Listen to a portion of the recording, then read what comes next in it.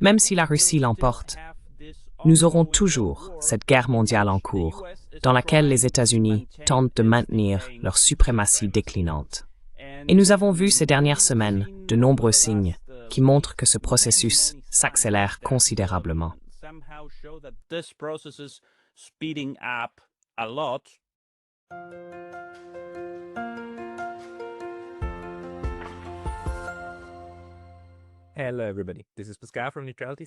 Bonjour à tous, ici Pascal de Neutrality Studies, et aujourd'hui je parle à nouveau avec le Dr Ezequiel Luis Pistoletti, politologue à l'Université de Buenos Aires et conférencier international basé à Berlin. Ezequiel est également YouTuber et animateur de la chaîne hispanophone Demoliendo Mitos de la Política, démolir les mythes politiques. Ezequiel, bienvenue à nouveau. Ravi d'être ici, Pascal. C'est un plaisir de te retrouver. Car nous avions dit qu'il fallait aborder quelques sujets d'actualité. Et nous parlerons dans un instant de la grande conflagration des puissances que nous observons. Mais j'aimerais commencer avec toi par l'Amérique du Sud, car je n'en parle pas assez sur ma chaîne. Et puisque tu es argentin et que tu as sûrement suivi la récente réunion des BRICS dans le pays voisin, le Brésil, je me demandais quelle était ton impression de cette réunion des BRICS par rapport à celle de l'an dernier à Kazan, et comment tu vois l'évolution des BRICS.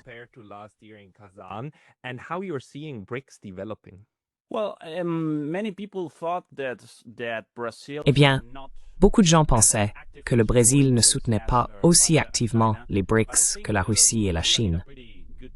Mais je pense que Lula a fait du bon travail lors du sommet au Brésil, qui a en fait répondu aux attentes et a essentiellement poursuivi la voie vers l'indépendance, vers la construction d'un nouvel ordre financier, qui est fondamentalement le principal défi auquel les BRICS sont confrontés aujourd'hui.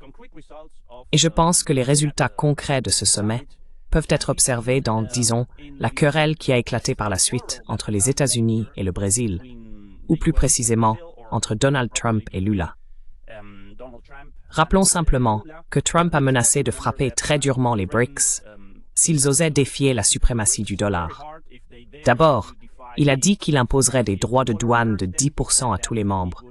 Puis, à cause de l'affaire Bolsonaro, Bolsonaro étant l'ancien président du Brésil, qui fait face à des accusations criminelles pour avoir pris d'assaut le Parlement à Brasilia il y a quelques années.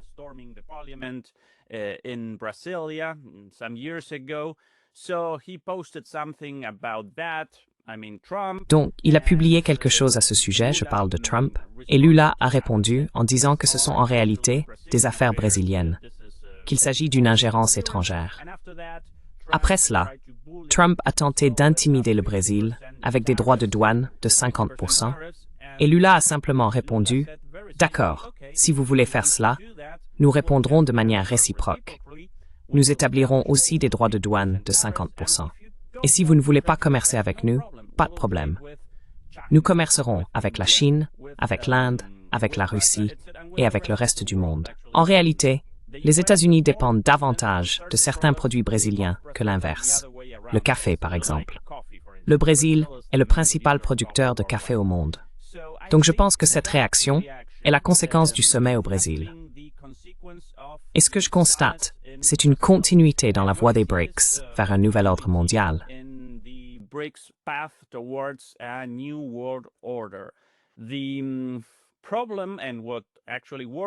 Le problème, et ce qui m'inquiète vraiment, Pascal, c'est que l'on constate que les États-Unis et l'Occident ne semblent pas permettre que cela se passe pacifiquement. Trump devient de plus en plus puissant et clair concernant l'affrontement entre ces deux blocs. Et le fait que les États-Unis n'autoriseront pas le développement pacifique des BRICS, qui s'élargissent non seulement avec plus de pays, mais aussi avec le projet d'établir un nouvel ordre financier. Ils ont créé la Banque de développement il y a quelques années, et ainsi de suite. Et Trump a dit très clairement que si nous perdons la suprématie du dollar, ce serait en réalité comme perdre une grande guerre mondiale, et que nous ferons tout ce que nous pouvons contre cela. C'est un affrontement qui a déjà commencé, mais il s'intensifie à cause des États-Unis. Et tôt ou tard, cela pourrait mener à un conflit armé ouvert. an open armed conflict. Oui, je veux dire, on voit déjà comment la politique étrangère des États-Unis fonctionne en ce qui concerne la Russie et aussi l'Iran, non? L'Iran n'est peut-être pas un rival systémique, mais c'est l'un des autres classiques et significatifs, n'est-ce pas? Dans l'un ou l'autre des théâtres. Significant others, right, in one or the other theaters, and how wars are now being fought in a Et la façon dont les guerres se mènent aujourd'hui comme des guerres hybrides, de manière intermittente, avec la Russie qui mène une guerre chaude par procuration ou en coalition, tout en prétendant rester un intermédiaire et une force extérieure pour la paix, et ainsi de suite. Mais bon, cela fait partie du travail. Il faut percer à jour ce genre de récit et essayer de comprendre comment les choses fonctionnent réellement.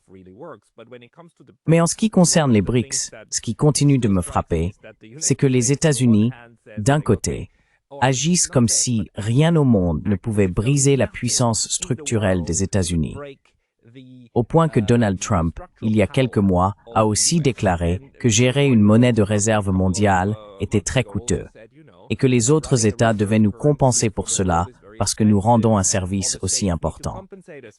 D'un autre côté, ils affirment que rien ne doit jamais remettre en cause ce statut, tout en imposant toutes ces sanctions, et maintenant aussi des tarifs douaniers. Car les tarifs sont en fait devenus des sanctions contre ceux que l'on ne veut pas qualifier d'ennemis, n'est-ce pas? Y compris l'Union européenne, qui vient tout juste de céder, du moins pour l'instant. Von der Leyen acceptant en gros les conditions les plus dures des États-Unis, alors que le Brésil a dit non, et non, nous n'acceptons pas cela.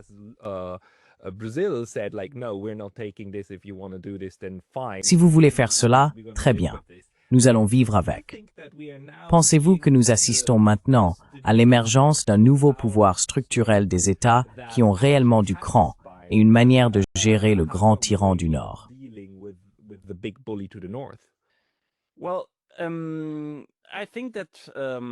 Eh bien, je pense que la puissance des États-Unis reposait autrefois sur l'économie, et par là j'entends l'économie productive, sur l'armée, et aussi naturellement sur l'influence politique et culturelle. Cependant, au fil des années, la Chine et les BRICS sont devenus le plus grand bloc économique. Donc la Chine est désormais en tête sur le plan économique. Sur le plan militaire, il y a la Russie, qui possède une puissance militaire énorme. Donc les États-Unis ne sont plus numéro 1 dans ces domaines. L'un des rares éléments qui maintient encore la suprématie américaine, c'est sa puissance financière à travers le dollar. Le dernier, c'est le pouvoir culturel, pour lequel nous ne voyons pas encore beaucoup de contre-projets. Mais en général, c'est toujours la dernière partie d'un ordre qui change, n'est-ce pas? Le pouvoir culturel, qui est essentiellement ce que Gramsci appelait l'hégémonie.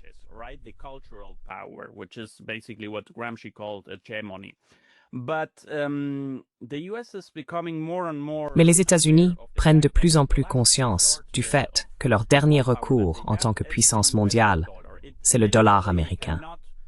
Militairement, ils ne peuvent pas mener plusieurs guerres en même temps. Sur le plan économique, ils ont été dépassés par la Chine depuis longtemps. À l'intérieur du pays, rien ne fonctionne. La plupart des promesses de Trump n'ont pas été tenues. L'affaire Epstein l'a énormément affecté. L'idée des droits de douane qu'il avait, j'imposerai des droits de douane à tout le monde, et ainsi je restaurerai l'économie américaine. Eh bien, c'était une erreur dès le départ. Ce n'était pas un véritable plan de réindustrialisation des États-Unis. Pour cela, il faut bien plus que des droits de douane. Mais même ainsi, cela n'a pas du tout fonctionné, à l'exception de l'Union européenne, qui s'est soumise aux États-Unis et a accepté ses droits de douane de 15%, avec beaucoup de promesses de 600 milliards de dollars d'investissement et 700 milliards de dollars dans l'énergie.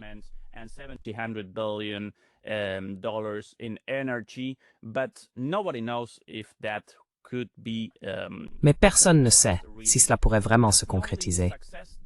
Mais c'est le seul succès que le gouvernement Trump ait eu jusqu'à présent avec ses promesses et ses politiques.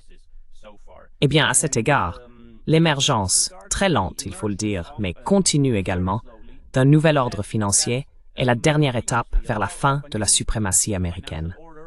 Et les États-Unis le savent. C'est pourquoi ils réagissent aussi durement. Le grand risque que je vois ici, c'est que cela n'évolue pas pacifiquement, mais que nous finissions par aboutir à une confrontation mondiale. En réalité, une guerre mondiale globale, a déjà lieu. Elle est en cours. Nous n'avons pas de confrontation directe, comme vous l'avez dit. Et je crois que même après une victoire russe, je pense que ça n'est pas évitable. Russian victory, I think that's not avoidable. Some analysts say that Russia has won already. Certains analystes affirment que la Russie a déjà gagné la guerre en Ukraine. Peu importe comment ce conflit se termine, par une victoire russe, que ce soit par une négociation politique ou par la capitulation militaire totale de l'Ukraine. La Russie prendra probablement la moitié de l'Ukraine, jusqu'au Dniepr, et très probablement Odessa également. Mais ce qui m'inquiète maintenant, Pascal, c'est que même si la Russie l'emporte, nous aurons toujours cette guerre mondiale en cours, dans laquelle les États-Unis essaient de maintenir leur suprématie déclinante. Et nous avons vu ces dernières semaines de nombreux signes montrant que ce processus s'accélère fortement. Je voudrais simplement mentionner, par exemple, la dépense de 5% du budget de l'OTAN pour les armes évoquées plus tôt. NATO spending on weapons, European Union ReArm project. Le projet ReArm de l'Union européenne prévoit également que 800 milliards d'euros seront consacrés à l'armement. L'Allemagne a promis de faire de même, avec un programme de 500 milliards de dollars pour les armes. Nous avons également vu apparaître des déclarations concernant des actes de sabotage déjà commis par la Russie en Allemagne. Nous voulons avoir la plus grande armée d'Europe, ce qui nous amène immédiatement à nous demander comment un chancelier allemand peut-il dire une telle chose, compte tenu de l'histoire de l'Allemagne? Merz a également déclaré que l'Allemagne n'a pas à répéter les erreurs du passé. Que veut-il dire par là? Quelque chose comme envahir la Russie. De l'autre côté, nous avons Trump qui menace les BRICS. Nous voyons donc une accélération des signes qui montrent clairement que nous nous dirigeons vers une confrontation directe.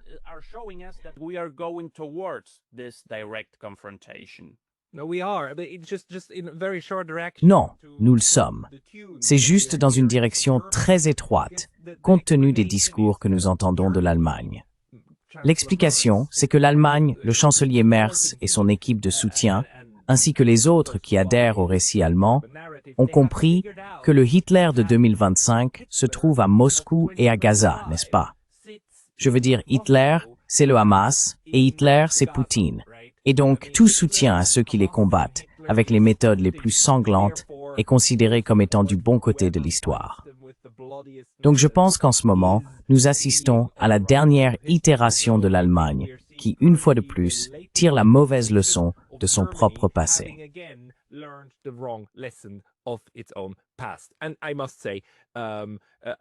Et je dois dire qu'un bon nombre d'Allemands le comprennent en réalité.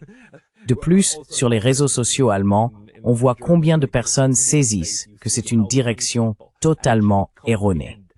Mais malheureusement, c'est celle que la classe politique allemande, et il ne s'agit pas seulement de la CDU, mais aussi d'autres partis, en particulier les Verts, et malheureusement aussi le SPD, emprunte. Maintenant, permettez-moi peut-être de revenir en arrière.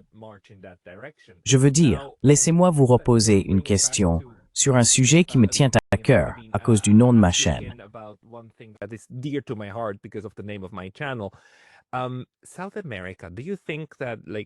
L'Amérique du Sud, pensez-vous que des pays comme l'Argentine, mais aussi le Brésil, et peut-être prenons le Chili, prenons l'Équateur, etc., comprennent-ils ces signes de la manière dont nous en parlons et vont-ils essayer de garder une certaine distance, une forme de neutralité?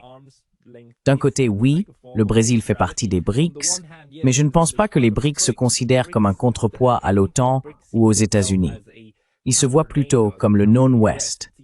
Et c'est un peu « continuons pendant que ces idiots poursuivent leurs petits numéros stupides et voyons ce que nous pouvons proposer comme alternative. » Mais lorsqu'il s'agit d'une confrontation franche, pensez-vous que l'Amérique du Sud restera à nouveau neutre?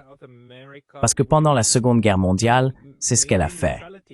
L'Argentine est restée neutre, presque jusqu'à la toute fin.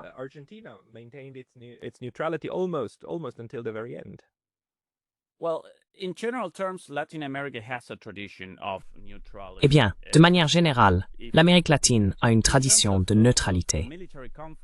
En ce qui concerne les conflits militaires également, l'Amérique latine a connu, au cours des 200 dernières années, très peu de conflits militaires majeurs entre pays latino-américains, à quelques exceptions près.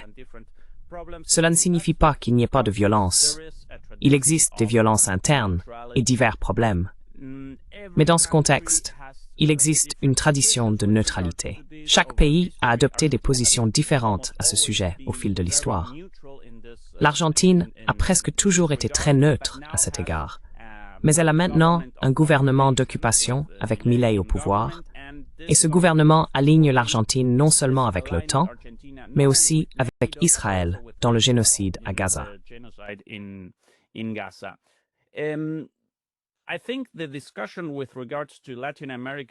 Je pense que la discussion concernant l'Amérique latine et le futur ordre mondial, Pascal, ne porte pas tant sur la neutralité, qui, à mon avis, existera de manière générale en raison de cette histoire et de la situation géopolitique de l'Amérique latine, mais plutôt sur les sphères d'influence. Dans quelle mesure l'Amérique latine devient-elle une arène de lutte entre la puissance déclinante des États-Unis et de l'Europe, et dans quelle mesure devient-elle une alliée des BRICS, de la Chine et de la Russie? Je pense que ce sera l'un des principaux points de discorde entre ces blocs, tout comme l'Afrique l'est. La Chine est en train de gagner en Afrique grâce à ses investissements économiques, mais en même temps, on y observe des conflits militaires. La Russie y joue également un rôle.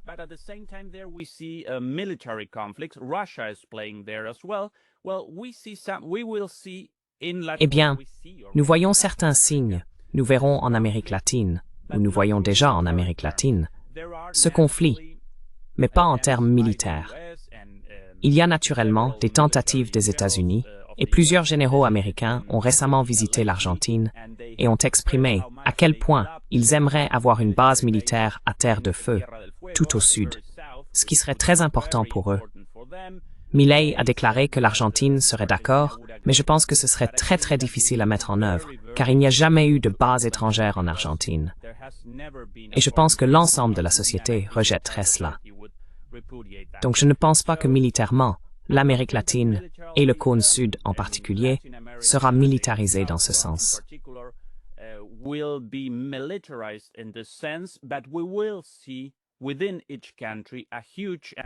Mais nous verrons dans chaque pays une énorme, et nous le voyons déjà maintenant, une énorme lutte pour les sphères d'influence entre les États-Unis et la Chine.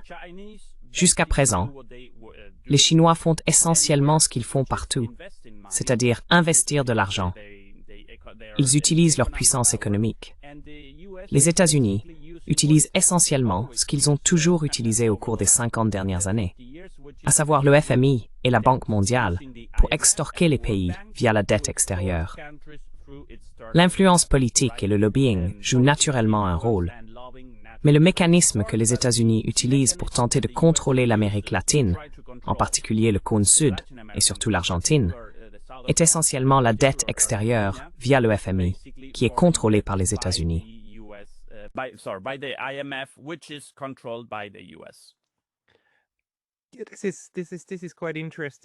C'est assez intéressant. Jusqu'à quel point? Parce qu'il s'agit de termes très spécifiques, sphères d'influence. C'est différent des sphères d'intérêt. Comment pensez-vous que cela va évoluer? Parce que, d'une part, nous avons maintenant compris, ce n'était pas clair dans les années 90 et 2000, mais aujourd'hui nous comprenons parfaitement le jeu des ONG, n'est-ce pas?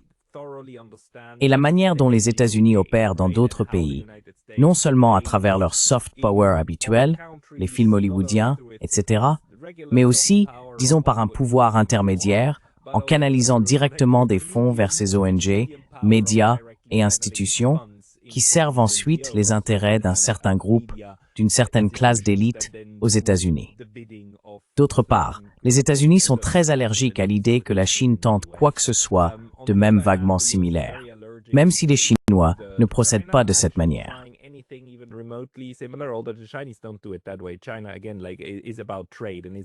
La Chine, encore une fois, c'est une question de commerce et de négociation avec l'autre partie pour obtenir un accord avantageux qui permette à chacun d'entretenir une relation commerciale.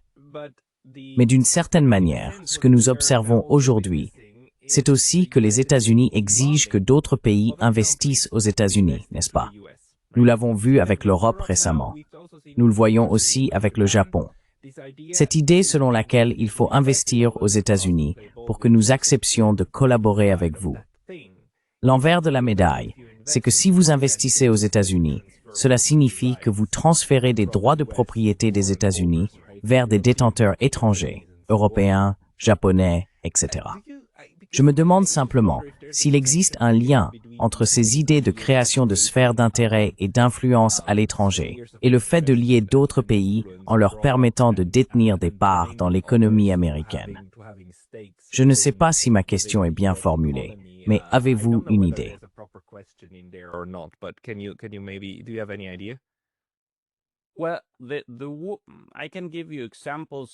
Eh bien, je peux vous donner des exemples de luttes concrètes dans lesquelles les États-Unis tentent d'intervenir en Argentine. Il y a eu des déclarations de la part de celui qui est actuellement candidat au poste d'ambassadeur des États-Unis en Argentine, avant même d'être accepté par l'Argentine. Cette personne, son nom de famille est Lamelas. Je crois que son prénom est Peter Lamelas, mais je ne suis pas sûr pour le prénom, a essentiellement déclaré qu'il se rendrait dans toutes les provinces d'Argentine afin de stopper tout programme d'investissement que ces provinces auraient établi avec la Chine. Depuis 1994, en Argentine, la Constitution stipule que toutes les ressources naturelles appartiennent en réalité aux provinces.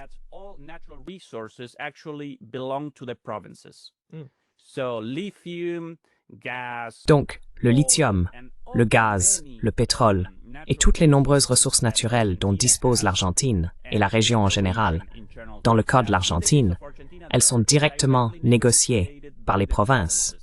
Et qui est le principal investisseur? Naturellement, la Chine.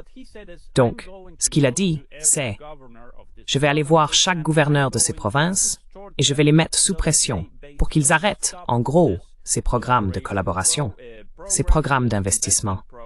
Nous savons que nous avons un homme à nous au gouvernement fédéral, c'est Milei, mais j'irai dans les provinces pour arrêter cela. » Il a aussi dit qu'il mettrait fin à la corruption en Argentine, comme si c'était l'ambassadeur américain. Exactement.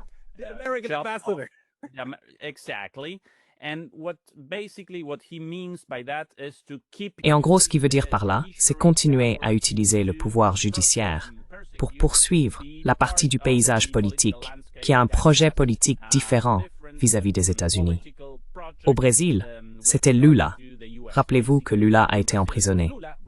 Cristina Fernández de Kirchner, en Argentine, a également été condamnée. Elle est maintenant assignée à résidence.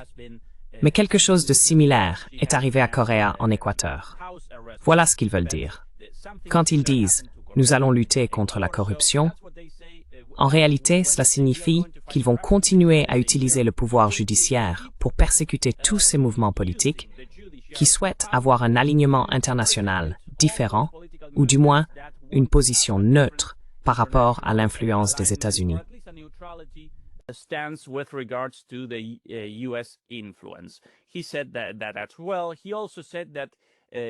Il a dit cela aussi. Il a également affirmé qu'il travaillerait pour que l'ancienne présidente, Cristina Fernández, obtienne la justice qu'elle mérite.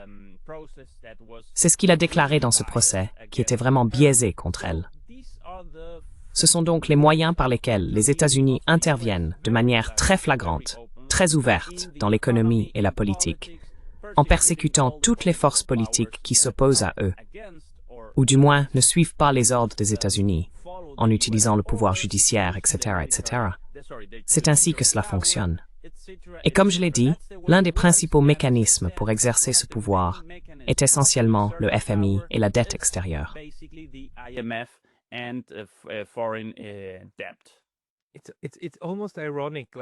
C'est presque ironique de constater que plus les États-Unis nourrissent cette idée de lutter contre la Chine, plus leur propre organisation interne et leur mode de fonctionnement commencent à ressembler à ceux de la Chine.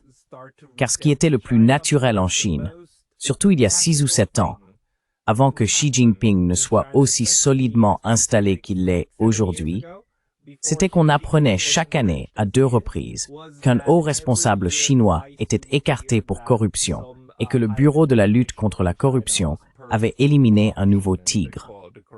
C'était le signe qu'une nouvelle lutte de pouvoir interne avait été perdue par l'un des ennemis internes de M. Xi.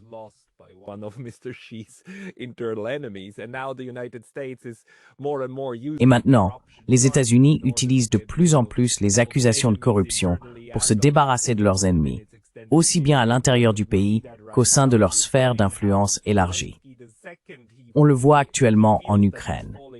Dès que M. Zelensky sent qu'il est en train de perdre les faveurs des États-Unis, il doit sévir contre son bureau interne de lutte contre la corruption, que l'on sait avoir été créé essentiellement à la demande des États-Unis. Ainsi, les accusations de corruption sont désormais un moyen plus direct de conserver un empire qui leur échappe peu à peu.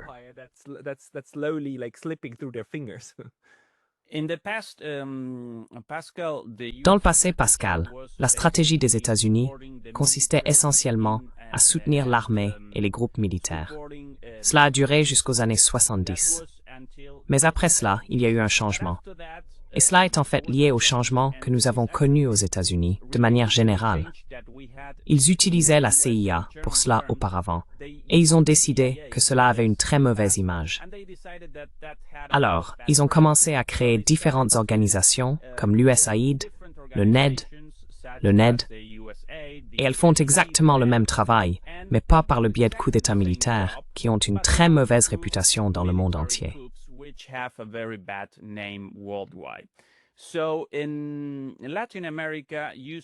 Ainsi, en Amérique latine, on observe ce passage des coups d'État militaires traditionnels à des coups d'État hybrides, qui dans la plupart des cas n'utilisent plus l'armée, mais les juges, le pouvoir judiciaire. Ils lancent des procédures et emprisonnent tous les dirigeants qui rejettent la suprématie des États-Unis dans la région. C'est le changement général dans la manière dont ils agissent depuis les années 1980 et 1990. Lorsque la démocratie a été rétablie en Amérique latine et que tous les secteurs de la société ont décidé qu'ils ne voulaient plus de coups d'État militaires, quelle que soit leur propre idéologie.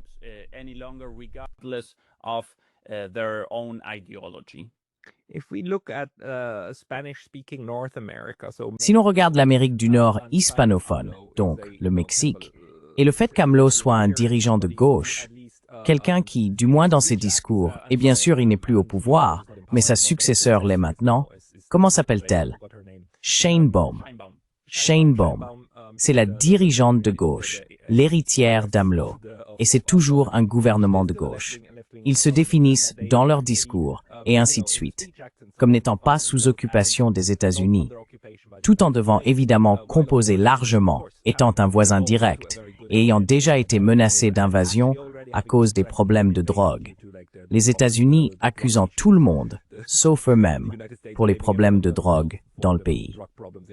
Quelle est votre analyse de la situation mexicaine ou de son rôle dans ce grand jeu stratégique américain?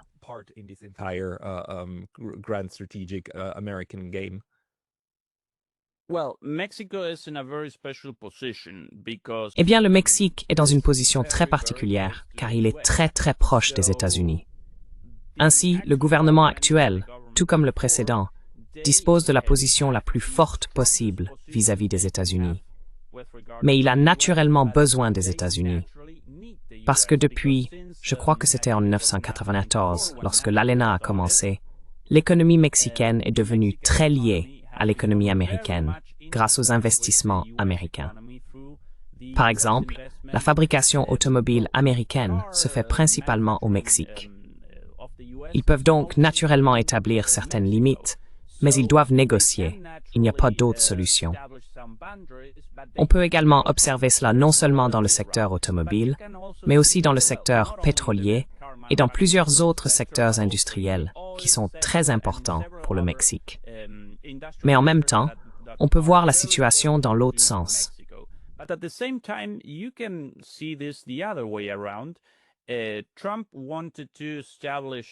Trump voulait instaurer des droits de douane sur le Mexique, mais les principaux opposants à ces droits de douane ne se trouvaient pas seulement au Mexique. Il s'agissait en réalité des hommes d'affaires américains qui avaient délocalisé la production automobile au Mexique, jusqu'à 80%. La raison de cette situation est essentiellement qu'une heure de travail qualifiée dans l'industrie automobile au Mexique coûte environ 5 $, alors qu'aux États-Unis, elle coûte environ 28 $. Donc, même si Trump impose des droits de douane, d'abord, les entreprises automobiles américaines n'accepteront pas cette augmentation de leur propre coût de main-d'œuvre. Ensuite, cela fait des décennies que tout ce capital, toutes ces usines, toutes ces machines, tout ce savoir-faire nécessaire à la fabrication des voitures ont été transférés au Mexique, et en partie aussi au Canada. Cela ne peut pas être annulé, même s'ils le voulaient, et ils ne le veulent pas.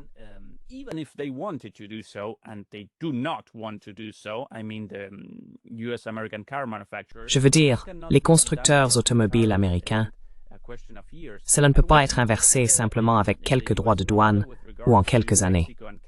Et nous voyons cela aux États-Unis, non seulement en ce qui concerne le Mexique, le Canada et le secteur automobile, mais nous avons aussi eu un exemple avec l'usine Samsung, qui a été établie en Arizona.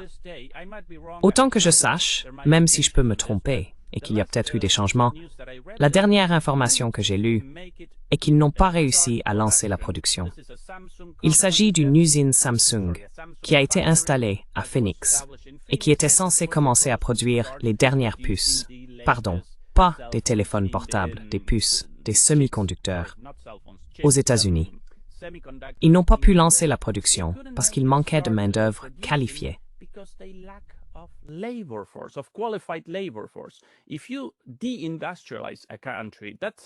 Si vous désindustrialisez un pays, c'est quelque chose de très facile à faire. Cela ne se produit pas du jour au lendemain, mais cela arrive très vite, très rapidement. Si vous voulez réindustrialiser un pays, c'est un processus qui prend des années, non seulement à cause des investissements nécessaires, et pour cela, il faut le soutien des milieux d'affaires, des classes dominantes, mais il faut aussi une main-d'œuvre suffisamment abondante et qualifiée pour cela. Sans parler de toutes les ressources naturelles et de beaucoup d'autres choses dont vous avez besoin pour cela. Et les États-Unis ont perdu cela. Je ne vois aucun signe de reprise, surtout si la stratégie consiste essentiellement à imposer des droits de douane comme seule contre-mesure à ce problème.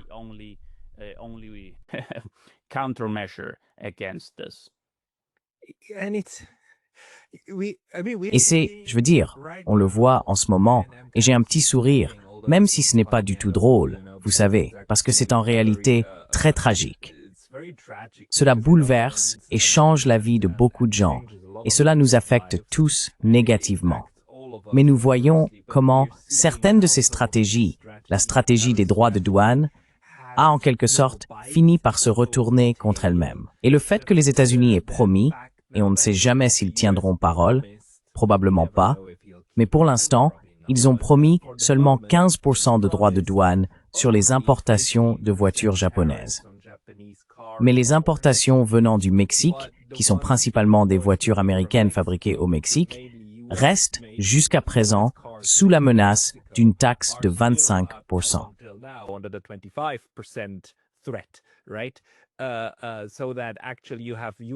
En réalité, les constructeurs automobiles américains sont maintenant en colère car, si rien ne change, des voitures japonaises étrangères pourraient être vendues à un prix inférieur ou avec un tarif douanier plus bas que leurs propres voitures.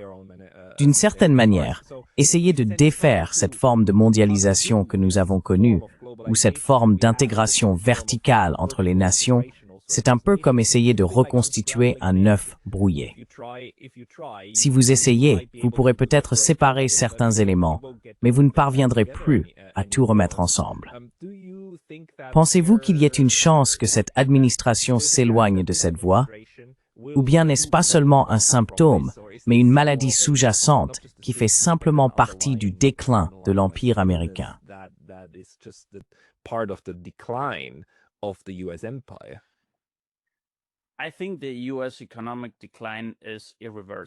Je pense que le déclin économique des États-Unis est irréversible. Cela ne signifie pas que les États-Unis ne resteront pas, à l'avenir, une grande puissance. La différence, c'est qu'il y aura d'autres puissances autour d'eux. Et cela change tout. Ce qui m'inquiète, c'est que l'on voit de plus en plus, comme je l'ai déjà dit, des signes d'une tentative de réponse militaire pour arrêter ce processus. Nous l'avons vu il y a 2 semaines ici, en Allemagne également. Il y a eu ce sommet, le Land Euro Summit. C'était un sommet militaire à Wiesbaden.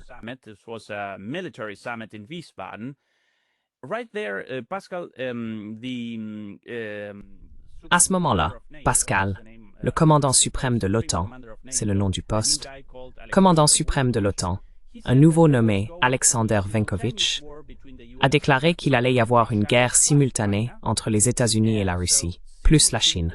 Donc, des guerres simultanées, les États-Unis contre la Russie et la Chine ensemble. Et il a dit que ça commencerait en 2027.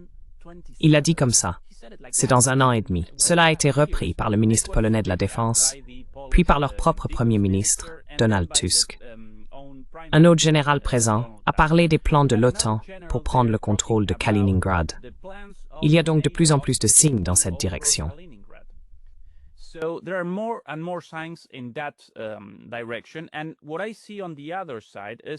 Et ce que je constate de l'autre côté, c'est que, malgré la patience stratégique de Poutine, il y a de plus en plus de secteurs parmi les intellectuels et parmi les conseillers du gouvernement, comme Dmitri Trenin, qui a écrit quelque chose il n'y a pas longtemps, et avant lui, Sergei Karaganov, qui parle de la nécessité de rétablir la dissuasion nucléaire.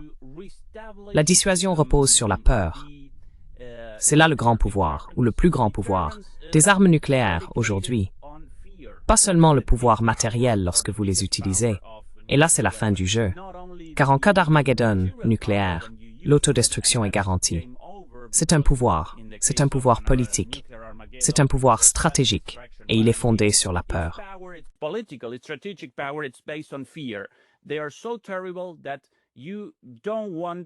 Elles sont tellement terribles que vous ne voulez rien faire qui pourrait conduire à l'utilisation de ces armes nucléaires. Et cette peur a disparu, disent-ils, ces conseillers de Poutine, comme Trenin, Karaganov et d'autres qui le conseillent sur ce sujet. Alors, quelle est la solution qu'ils proposent? Et ils défendent fondamentalement cette idée avec beaucoup de force, de manière profonde. Ils disent qu'il faut rétablir la dissuasion par l'utilisation de ces pouvoirs spéciaux, ces pouvoirs nucléaires, pas par une attaque directe contre Berlin, Londres ou Paris, mais en utilisant au départ une arme nucléaire tactique contre les pays baltes, la Pologne ou une autre puissance intermédiaire.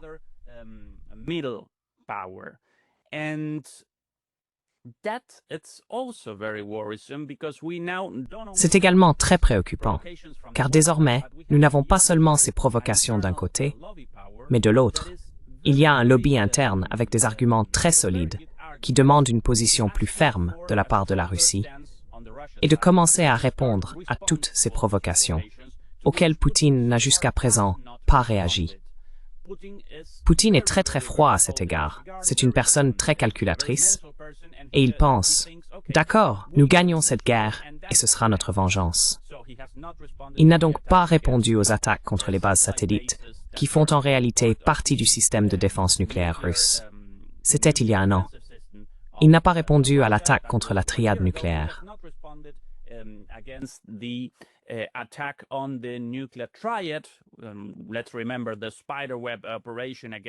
Souvenons-nous de l'opération Toile d'araignée contre les bombardiers nucléaires. Ce qu'il fait, c'est dire « D'accord, nous ne répondons pas à ces provocations auxquelles nous pourrions répondre selon la doctrine nucléaire russe, mais nous gagnons la guerre et nous établissons nos intérêts. » C'est très bien, car grâce à cela, la Troisième Guerre mondiale n'a pas commencé. Du moins pas de manière ouverte, mais seulement sous la forme de cette guerre mondiale globale, hybride et secrète que nous vivons actuellement. Mais nous avons des secteurs qui disent « Non, cela ne suffit plus. Nous devons commencer à montrer plus de force. Et pour cela, nous devons utiliser ces armes nucléaires. » Et ce sont des signes des deux côtés d'une confrontation directe. Et cela est très inquiétant, Pascal. Yeah, you're absolutely right. You're absolutely right. I mean, Oui, tu as tout à fait raison. Tu as vraiment raison. Je veux dire, la dissuasion nucléaire, c'est, tu sais, physique. C'est une dissuasion simple. C'est une dissuasion létale. Mais tu peux pas dissuader un kamikaze en le menaçant de mort. Tu vois? La mort, c'est déjà ce qu'il a accepté. Donc, si la peur de l'anéantissement nucléaire disparaît, alors la dissuasion nucléaire ne tient plus. Le problème avec Karaganov et d'autres qui avancent ces arguments, c'est que tu sais, une telle escalade du côté russe est exactement ce que certains secteurs de l'establishment néoconservateur américain attendent, parce qu'ils veulent aller dans cette direction et veulent pouvoir rassembler suffisamment de soutien local pour ensuite surenchérir dans cette escalade, ce qui est extrêmement effrayant. Which is so extremely frightening. I mean, Je veux dire, je pense que nous traversons le pire moment depuis la crise des missiles de Cuba et que nous sommes dans une situation structurellement dangereuse. Mais j'aimerais vous poser encore une question, ou plutôt vous soumettre une réflexion. Il me semble avoir compris une chose concernant la façon de penser de la direction russe et aussi de la direction chinoise. C'est que la plus grande différence, c'est qu'ils ne raisonnent pas tellement en cycles électoraux, mais beaucoup plus en termes de processus relativement longs. Ainsi, Vladimir Poutine ne réagit pas immédiatement à des choses comme l'opération Toile d'araignée parce qu'il n'en a pas besoin, puisque cela ne modifie pas le processus.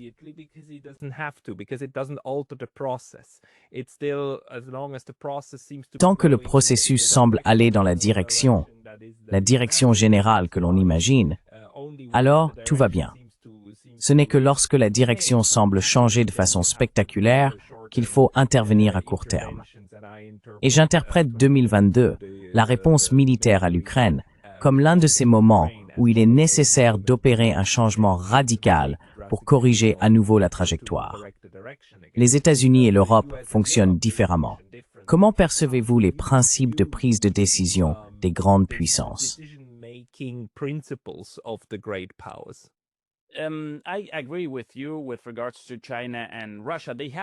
Je suis d'accord avec vous concernant la Chine et la Russie. Elles ont une pensée stratégique, alors que les États-Unis et l'Europe ont complètement perdu cette capacité. Et pas seulement cela, mais aussi la capacité à exercer la diplomatie. Elle est totalement perdue. Ils ne font donc que réagir à l'actualité du jour. Dans le cas de la Russie, c'est différent. Mais ce que, par exemple, Trenin, Karaganov et quelques autres disent, c'est que dans le contexte de la pensée stratégique ou de la géostratégie de la Russie, il est inévitable d'utiliser des armes nucléaires, parce qu'une guerre directe est irréversible.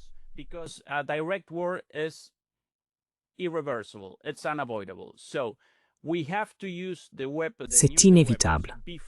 Nous devons utiliser des armes nucléaires avant que la situation ne s'aggrave davantage, afin d'éviter un conflit plus important. C'est ce qu'ils disent. Ils ne disent pas qu'il faut réagir de manière émotionnelle à toute provocation, mais ils affirment qu'une guerre est inévitable. Donc il faut être ferme dès maintenant et essayer d'être aussi décisif que possible pour ne pas avoir à intensifier le conflit plus tard. Voilà leur argument. Mais dans le cas de Trenin, Pascal, ce qui me semble le plus important, c'est que contrairement à Karaganov, qui a toujours été considéré comme un radical dans ses idées, Trenin était jusqu'à récemment considéré comme un modéré.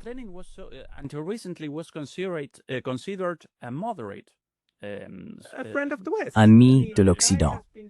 Je veux dire, cela fait 30 ans que ce type essaye de tisser des liens avec l'Amérique. Et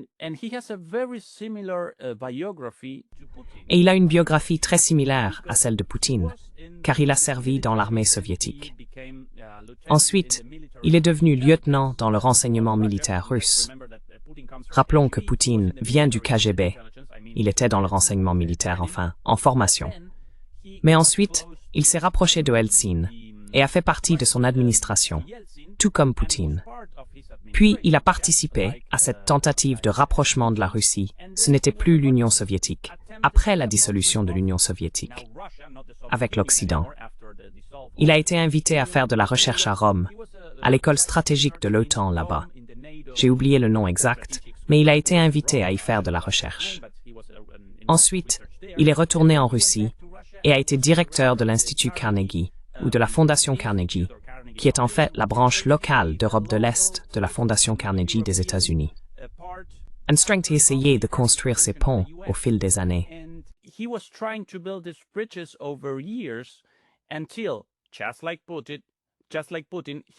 Jusqu'à ce qu'il soit, tout comme Poutine, déçu.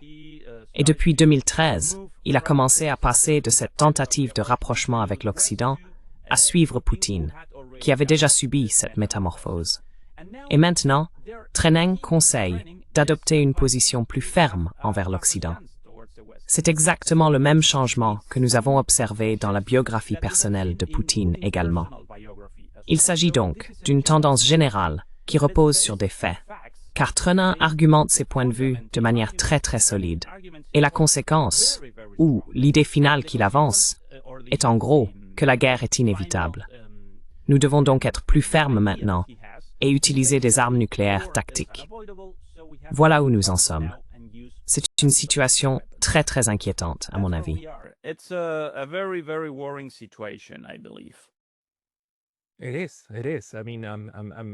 C'est vrai. C'est vrai. En fait, je suis particulièrement reconnaissant que la Russie et la Chine soient celles qui se limitent stratégiquement elles-mêmes. Et même si elles ont des penseurs comme Karaganov, elles ont aussi des dirigeants comme M. Poutine et d'autres qui en réalité semblent contrebalancer et aussi, dans une certaine mesure, arbitrer entre leurs différentes visions, leurs différentes approches interprétatives internes et analyses politiques. Ce que je me demande, c'est comment on va sortir de cette situation.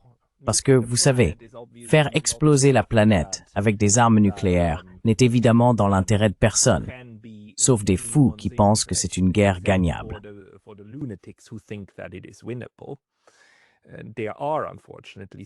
Il y en a malheureusement certains, et je ne parle pas ici de Karaganov, car je pense que Karaganov sait très bien qu'une guerre nucléaire totale serait une condamnation à mort pour tout le monde. Mais donc, pour ne pas en arriver là, il faudrait recourir à l'arme nucléaire à faible puissance. C'est encore une idée avec laquelle je ne suis pas d'accord, même si je ne peux pas formuler mon objection pour l'instant.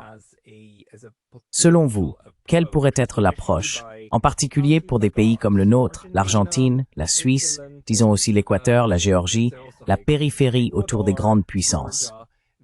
Voyez-vous quelque chose qui relèverait du pensable, du possible, une manière pour les petits États d'influencer, ou aussi pour les populations de petits États comme les nôtres, d'influencer ce processus pour l'éloigner du gouffre?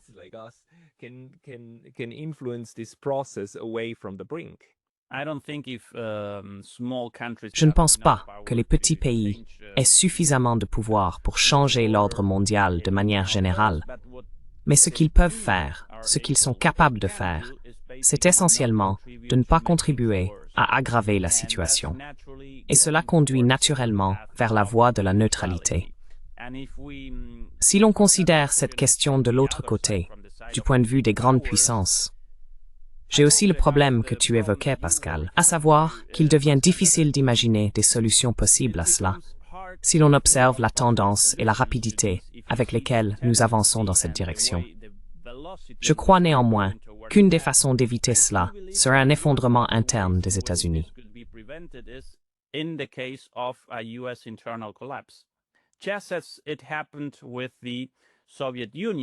Tout comme cela s'est produit avec l'Union soviétique à son époque, lorsque différentes puissances s'affrontent, avant qu'il n'y ait un affrontement militaire.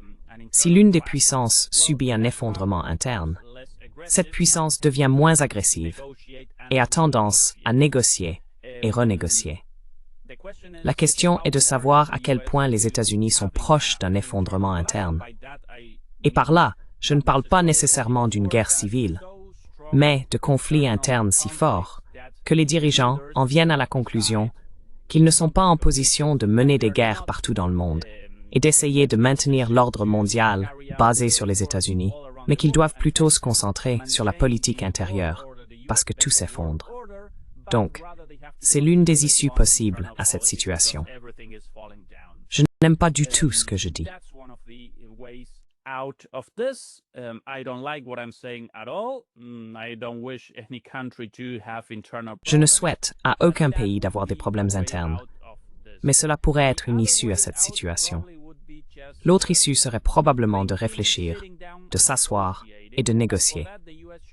Mais pour cela, les États-Unis devraient accepter que leur suprématie est en déclin et qu'il y aura de nouvelles puissances. Cela ne signifie pas que les États-Unis vont disparaître en tant que grande puissance. Ils conserveront encore beaucoup de pouvoir et une immense sphère d'influence, mais c'est précisément ce qu'ils n'acceptent pas.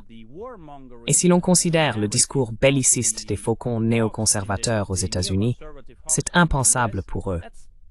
C'est soit se battre pour la suprématie américaine, soit mourir en essayant.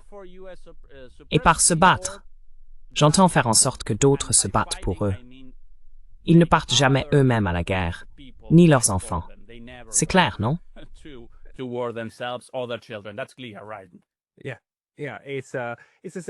Oui, c'est pareil en Allemagne en ce moment.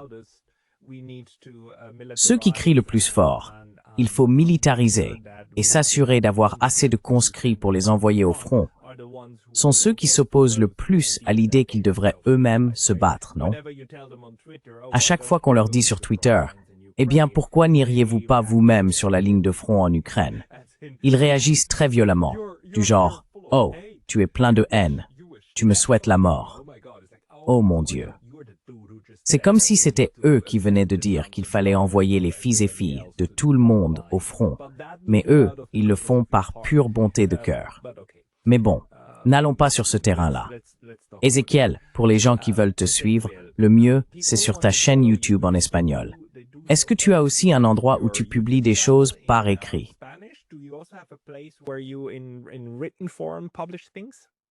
Non, en fait, je concentre mon travail sur ma chaîne YouTube, Démolir les mythes politiques.